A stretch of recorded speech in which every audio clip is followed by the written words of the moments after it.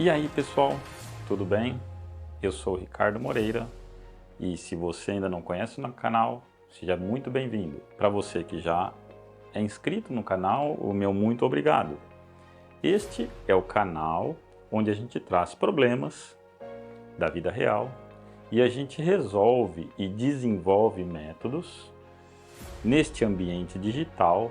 O principal delas é a inteligência artificial, para que a gente possa tomar então melhores decisões, apoiado por toda essa metodologia do universo digital. Hoje a gente vai continuar a fazer o desenvolvimento desse segundo projeto end-to-end para uma instituição financeira. Eu não sei se você viu lá no vídeo anterior, e nós então falamos um pouco sobre essa metodologia que a gente vai desenvolver hoje, trazendo então alguns gráficos, um monodimensional, um bidimensional, um tridimensional e um n-dimensional, que é o trabalho dessa consultoria especificamente. Mas antes, a gente precisa bater um papo, porque lá no primeiro trabalho, eu espero que você tenha visto lá no e-mail. Se você não viu, ajuda a gente, deixa lá o seu like, assista lá os vídeos e construa o modelinho que está lá para o seu portfólio de projetos. Um trabalho muito importante, onde a gente realiza diversas metodologias e a gente mostra que uma metodologia simples como prototipagem, parte, design thinking resolve muito bem aquele trabalho. E aqui hoje a gente vai bater um papo, porque a primeira vez que eu tive contato com essa metodologia foi para uma consultoria realizada para um espaço monodimensional. Na realidade, essa consultoria é uma das que eu não me orgulho nem um pouco de ter feito, um trabalho incompleto, um trabalho de caça às bruxas. Então eu venho falando aí em todos os vídeos que a gente aqui produz informações com base em dados para melhor tomada de decisão. Nesse caso específico que a gente vai tratar aqui, não foi isso que aconteceu. A gente simplesmente queria um culpado. E quando a gente cria um culpado, a gente entra numa relação ganha e perde. Alguém ganha, alguém perde. Estou resolvendo o problema? Em alguns casos sim, nesse aqui não foi o caso.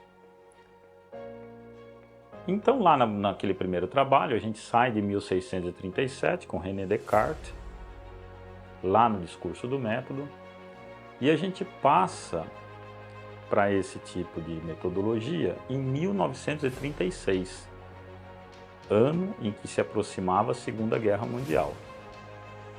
O desenvolvedor deste trabalho se chama Sir Ronald Fisher, uma pessoa brilhante para a matemática, e para as outras coisas eu tenho lá minhas dúvidas. O que eu pude perceber lendo várias biografias a respeito dele, se tratava de uma pessoa extremamente arrogante e nada popular. Era preconceituoso, e nós veremos o que ele apoiava. Então Sir Ronald Fisher, cavaleiro, nomeado em 1952, nasce em 1890. Filho de uma família londrina, de muitas posses. O pai tinha uma empresa de leilões e comercializava artes. Dava então condições para os filhos estudarem bastante. Sir Ronald Fisher tinha um irmão gêmeo. Eu também tenho um irmão gêmeo. Abraço ao meu irmão gêmeo. E também tenho filhos gêmeos. E o que acontece? Ele tinha um irmão com problemas, num estado nani-morto. E mais 3 irmãs. Sempre muito estudioso. Ele é dito, por conta da sua publicação em 1918, que ele seria um dos precursores e o pai dessa estatística moderna, porque ele apresenta a análise de variâncias. E ele então é o criador do que a gente chama ANOVA. Se você já está envolvido com esse processo de inteligência artificial, certamente você conhece a ANOVA, Analysis of Variance. Tá? Criador Sir Ronald Fisher. Aos 14 anos, Ronald Fisher perde praticamente tudo. Perde a mãe e perde também a fortuna. Tá? E se aproxima o quê? A Primeira Guerra Mundial. Ele se alista na Primeira Guerra Mundial e ele passa em todos os exames físicos. Porém, ele tem um problema sério de miopia e ele então não é aceito para fazer parte e defender o seu país. Nessa época, então, ele começa a ter acesso a muitos dados. Olha a importância dos dados. E ele começa a trabalhar com tudo isso, então. E ele é quem dá suporte a Mendel. Mendel, para quem não sabe, é um monge que realiza diversos trabalhos, porque os pais eram agricultores, e ele então decide fazer trabalhos, dito pai da genética, com ervilhas. E aqui, lembra, lá no vídeo anterior, talvez você não tenha entendido, mas agora você entenderá, a questão da intuição. Ele tinha uma intuição muito forte, formada então por todo esse conhecimento, essa trajetória que ele realizou com os pais, que ervilhas poderiam dar respostas muito sérias sobre genética. E ele então torna-se o pai da genética quando ele consegue então fazer esse trabalho após longos 7 anos. E Fisher então é quem reúne os trabalhos de Darwin e Mendel. Infelizmente Darwin ignora os trabalhos de Mendel, não recebe qualquer retorno sobre os trabalhos de Mendel, e ele então cria esta metodologia e prova que os trabalhos de Mendel e Darwin tinham uma relação extremamente poderosa e um alicerce o outro. Depois disso, Sir Ronald Fisher se muda de país para o Canadá, conhece aquela que seria então a sua esposa, na época com 16 anos, ele se casa contra a família e eles decidem ter então uma fazenda, e ela apoia essa decisão dele, e ele então produz ainda mais dados para os seus trabalhos. Ronald Fisher volta então para a Inglaterra. Então, em 1933, Ronald Fisher está em Londres e ele é apoiador de algo que infelizmente deve entristecê-lo demais hoje, esteja ele onde estiver, chamado eugenia. Vamos lembrar o seguinte, que nesta época aproximava-se o quê? A Segunda Guerra Mundial. E você sabe muito bem do que se trata a Guerra Mundial. E a eugenia está então muito ligada a isso. E ele é convidado por algumas universidades importantes, entre elas Cambridge, a qual ele é inclusive formado, a compor o departamento de eugenia nessas universidades, que não dá certo. E aqui vem aquilo que eu sempre venho comentando com vocês: ninguém faz absolutamente nada sozinho. E é o caso dele, ele é um péssimo administrador e nem um pouco popular. Então, isso acaba em 1943 implicando no fechamento desses departamentos nessas universidades. Vem a Segunda Guerra e o seu filho mais novo, George, se alista e um aviador morre em guerra. Ele tinha 7 filhos e ele era muito dedicado aos seus filhos, coisa muito interessante. E aqui talvez venha a coisa mais importante que eu tenho que falar, e por isso estou falando um pouco da biografia dele.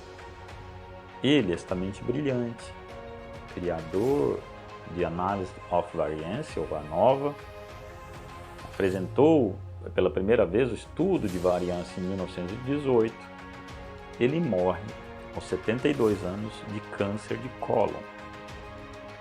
Por quê? Ele era apoiador ou consultor pago da indústria de tabaco na época. E ele dizia o seguinte: cuidado, pessoal, correlação não implica causalidade. E a gente discutiu no vídeo anterior a razão inversa. Ele tinha, sim, correlações importantes e ele, com os dados e a mente brilhante que tem, ele conseguiu provar que essas afirmações não faziam sentido. Porém, em 1954, um estudo muito bem feito, não por ele, mostra que ele estava errado. E ele vem então, em 1962, a falecer deste mal, câncer, porque ele era fumador de cachimbo. Tá, então isso é um pouco do que a gente tem, que eu tinha para dizer sobre Ronald Fisher, e é importante que você saiba que uma mente brilhante, olha lá, não faz nada sozinho. Fechou o departamento de importantes universidades por onde ele passou. Segundo, mesmo ele tendo criado teorias importantes, ele praticamente morreu por fazer a afirmação ou buscar o link contra aquilo que era a mente dele. A mente dele acreditava que ele, sendo fumador de cachimbo, ele tinha que provar o contrário. Então, cuidado. Nós deixamos lá 2 exercícios nos vídeos anteriores. Se você não entendeu, agora fica claro por que eu tive que colocar aquilo lá. Então, aqui a gente deixa o exercício para que você entenda. A gente enxerga o que a gente quer enxergar, não é mesmo? E tem outra coisa muito importante lá no segundo exercício, que é a questão de você poder dar muito mais subsídio àquilo que você acredita do que aquilo que as evidências estão te mostrando. Então, atenção. Então, o que a gente fará aqui nessa consultoria é um trabalho que ele se iniciou da seguinte forma: um produto inovador, isso há mais de 15 anos, lá atrás. Então eu tive o contato com esse trabalho de Ronald Fisher nesta época, mas esse trabalho não se iniciou com essa metodologia de Ronald Fisher. Havia uma empresa que estava desenvolvendo um produto inovador e disruptivo à época, um produto que tem um apelo estético, ou seja, existe um design envolvido, e uma empresa muito séria, competente, sabe o que está fazendo. Ela é Tier 2. O que é Tier 2? Você tem o cliente final, que é quem entrega para os consumidores este produto. Você tem o Tier 1, que monta um conjunto e entrega para esse cliente final. E você tem o Tier 2, que entrega para o Tier 1 e entrega para o produto final. Como que um produto desse é desenvolvido? O consumidor, ele é muito influenciado por aquilo que virá a ser tendência. Então, quando eu produzo um produto, eu quero que, além de ser desejável, que ele seja uma necessidade. Então, meu objetivo como empresa é criar um produto que até existe um termo que a gente brinca, que é o necejo. Além de ser necessário, que ele seja desejado. E aí eu tenho, então, um produto que eu posso chamar de um produto ideal para o mercado. E como é que a gente vê, ou poderia ver essas análises de tendência? Se você não é dessa área, existe um site, vou deixar aí para você, WGSN, que é um grande informante sobre essas análises de tendências. Então o objetivo é que a gente tenha um produto, através desse tipo de análise, que me dê condições de criar aquilo que é necessário e desejado. E esse produto foi desenvolvido com muita competência da seguinte forma: você tem então esse produtor final que vai entregar para nós clientes, com base naquilo que seriam as tendências, um produto. E como ele tem um apelo estético, o que acontece? A gente recebe um briefing dizendo o que serão essas tendências futuras. Então você chama estes indivíduos, Tier 1, Tier 2, todos esses que estão envolvidos no processo para desenvolver esses componentes e subcomponentes. E como é que você faz isso? Se ele é um processo ou um produto que você já conhece, então você já tem como ter uma base ou um processo muito bem definido para esse tipo de produto. Quando isso não acontece, você usa parte daquilo que você já conhece e a outra parte você tenta imaginar como seria esse processo robusto para entregar melhor o produto para o seu cliente final. Se você tem dúvidas de problemas que acontecem, olha aí, Apple 12 Pro e coloque aí Recall e você verá 100 milhões de produtos passando por um tipo de situação dessa. Tá? Mas olha lá, verifica, coloca lá números, 100 milhões vezes 10 reais, talvez o custo para um tipo de manutenção dessa, já vai para casa de $1 bilhão. Então, olha o tipo de problema que você tem. E isso acontece com com produtos disruptivos, inovadores. Se você cria isso, você tem que ter um processo muito mais robusto na criação. Não simplesmente utilizar o que você vinha utilizando, que talvez isso não seja suficiente. Foi o caso dessa empresa. E aí como que se faz então esse desenvolvimento? A primeira coisa que eu pego é Lessons Learned, que a gente vem falando aqui. Então, o que eu aprendi com os meus produtos passados? Que ele pode me ajudar a melhorar o meu produto que eu vou desenvolver hoje. Então, eu pego esse relatório, esses registros e vejo. Aquele deu aquele problema, eu resolvi desta forma. Olha, aquele deu este problema, eu implementei aqui um tipo de Poka-yoke na minha produção que evita aquele tipo de problema. Olha, aquele outro lá eu não consegui com este tipo de equipamento, tive que adquirir um novo equipamento. E assim a gente tem esses registros que podem ajudar então na definição desse processo novo, desse produto novo. E a gente então faz um FMEA. Se você não sabe o que é FMEA, é uma análise de falhas e modo de falhas que você tem, tanto de produto ou de projeto, quando você está iniciando esse produto novo, ou de processo, quando ele vai então passar a ser fabricado. E a gente cria também planos de controle para saber se esses processos serão robustos, se eu tenho condições de atender no custo projetado lá atrás. E aqui vai a minha dica: custo projetado originalmente. Tá? Tudo isso é feito com base em um custo, uma margem de contribuição. Todo mundo tem que ganhar. Se alguma dessas etapas te consome mais recursos, pode ser que você não venha a ter qualquer lucro ou margem de contribuição positiva. E isso é um problema.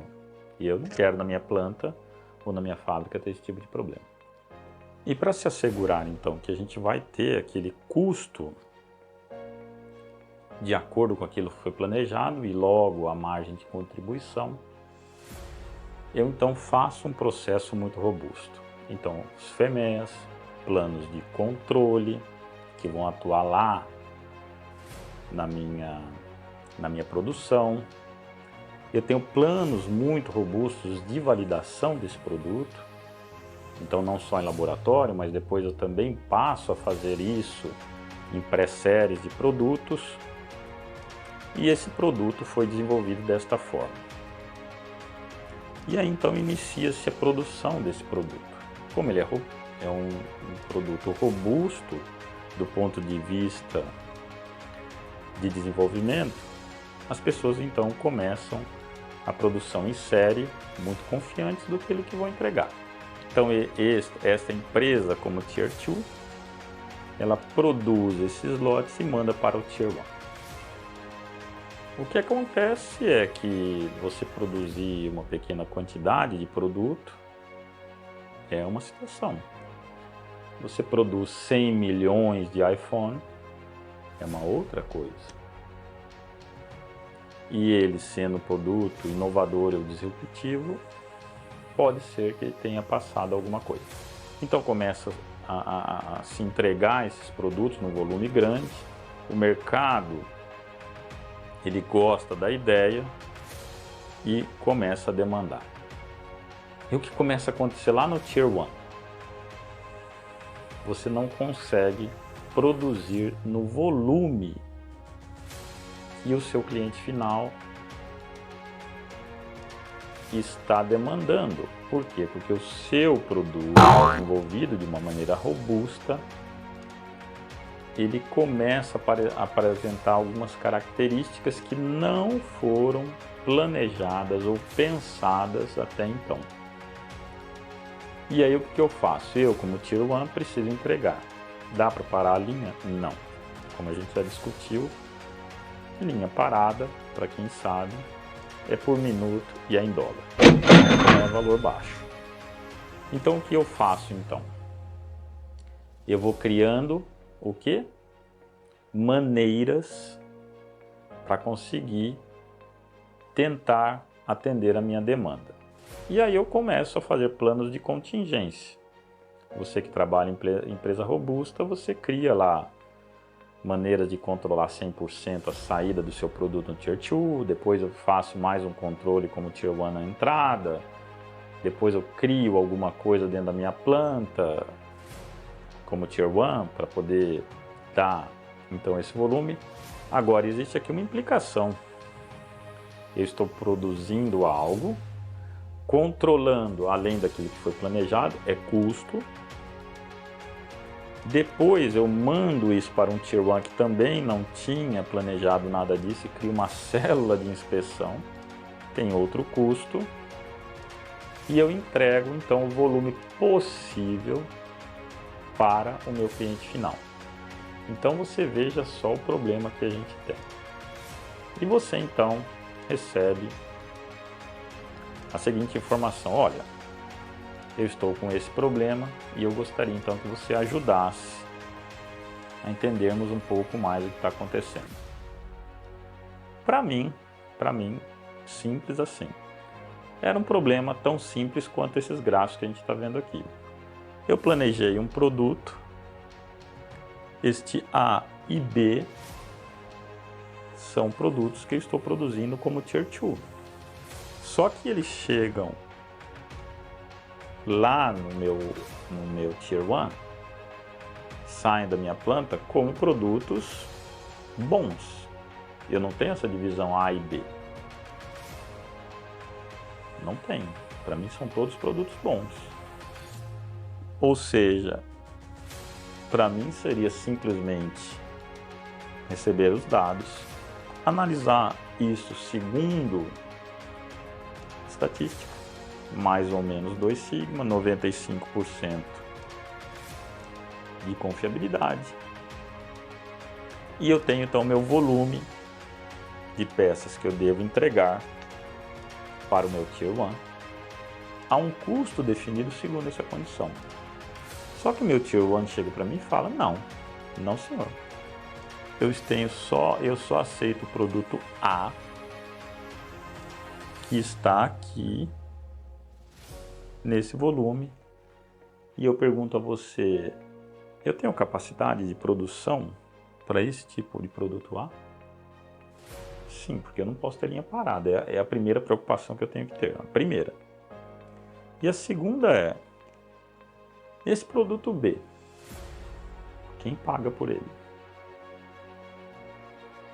Mas o que me foi dito nessa época era que simplesmente eu queria definir isto. Tá? E aí então recebi todos os dados. E aí com estatística, e a gente verá isso lá mais para frente, desse trabalho que a gente vai fazer aqui, eu vou te dever duas coisas. essa análise muito mais específica sobre estatística e normalização. Tá? Eu vou te ver quando a gente fechar este bloco desse projeto end-to-end para o mercado financeiro, ficará devendo a todo o processo estatístico e todo o processo então de normalização que a gente verá aqui. Para que serve a normalização? E aí estava muito claro. Então agendamos lá uma reunião e eu já achei estranho porque essa reunião ela foi feita num auditório, marcado em um auditório. Geralmente a gente faz reunião em sala de reunião. Mas ninguém me disse absolutamente nada. E aí no dia, horário marcado, eu estava lá 1 hora antes, testando 2, 3 vezes aquilo que precisaria ser apresentado. E para mim estava muito tranquilo. Defino aqui, defino aqui. E a minha preocupação era mostrar se a empresa teria então condições de atender o volume nessa condição imposta pelo Tier 1. E o cliente final nem estava até então envolvido em todo esse processo. Bom, aí eu já achei estranho que essa reunião havia sido marcada para ser feita no auditório. E aí chega um ônibus. Pessoal, reunião de ônibus. Por que ônibus? Sim, porque saíram de lá umas 40 pessoas. Eu nunca vi reunião produtiva com essa quantidade de pessoas. Nunca vi. E o pior, chegou o ônibus, muito mais cedo que o agendado, e ainda viriam outras pessoas. Eu falei, tem alguma coisa cheirando não muito agradável aqui. E aí o que eu disse para esse pessoal do Tier 2, falei, olha, está acontecendo alguma coisa que eu preciso saber antes de começar a reunião? E todo mundo ficou quieto. Então, o que eu disse? Fui lá fazer uma sala para o pessoal que havia chegado de ônibus. E ele, não, mas o que você veio fazer? Eu falei, olha, eu vou apresentar os números com base naquilo que a gente vem produzindo. E espero que seja uma experiência interessante para todos, que a gente possa contribuir na tomada de uma decisão inteligente para não afetar o cliente final. E aí as pessoas me falam, mas quem vai pagar a conta? E eu, como assim? Pagar que conta? E ele me falou, sim. Pessoal, nós estamos falando lá de 15, 20 anos atrás. Ele falou, tem uma conta que já está chegando próximo a 2 milhões de reais. E essa reunião hoje é especificamente para tratar de quem paga essa conta. Ou seja, pessoal, era uma reunião para tratar de números? Não. Não era. Não era. E aqui mais uma vez, se você não entendeu lá o exercício no vídeo anterior, vai lá. Eu lá mostro o que acontece com o nosso sistema límbico, né, com a nossa parte racional, quando eu estou sobre essa ameaça. Pessoal, aquela ali não é... não ia ter reunião, pessoal. Entendeu? Reunião caça as bruxas. Reunião caça as bruxas não está preocupado com números mesmo, porque você não vai ouvir os números. Tá? Você quer defender o seu, né, esfíncter, né? Aquele que tá fora. Pregou a conta na testa, pagou. E eu não estava lá para isso. Quando eu fiquei sabendo disso, eu já reuni o pessoal lá que havia conversado comigo e falei, olha, esta reunião não é para isso. Tá? Por isso que eu digo, cuidado quando você for participar de um tipo de coisa como essa. Entenda onde você está entrando. Aqui não era reunião sobre inteligência artificial, aqui não era reunião para discussão de, com base em dados, transformar a informação e fazer essa informação, né, apoiar alguma tomada de decisão. Aqui era para pagar uma conta. Se eu chegasse ali e falar, pessoal, estou aqui para assinar o cheque. Acabou a reunião, todo mundo feliz. Todo mundo feliz. Então entenda onde você está pisando. Vai adiantar apresentar número? Não. Tá? E ali, na verdade, o que eles estavam buscando era um argumento para fazer alguém pagar a conta. Então tudo aquilo que eu venho pregando para você deixa de existir. Então entenda claramente onde você está pisando. Se é um ambiente nocivo desse, não adianta você apresentar números. Não adianta você apresentar números. E agora eu gostaria de aproveitar, já que você não entendeu, né? Acho que foi o André que passou uma mensagem aí, falando lá sobre intuição. Eu vou ler um trechinho, peço licença para você, de um livro que fala um pouco só. Olha só.